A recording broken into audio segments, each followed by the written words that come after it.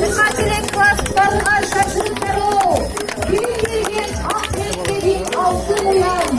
Bildirgen geleceksin varın uyan. Canlı omurumuzun uyumuna. Çar saldı aylanına çar yaratma. Şıkkırasa ünü solun omurunun.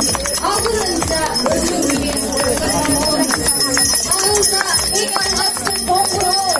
Kimsenin klaslarına şaşırtır o.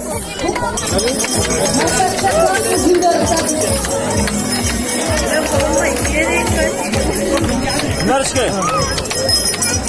İskender ağa söyleyip son çakırıp koyun haftada. Alıp köpke ayıp kettim. Familiyası bire buradan eğli. Alda evrinci omru. Varus klaslarına kimselik Türk hakları. Buna bugün kallar kayradan en akıllı şıngıragan akıllı omru.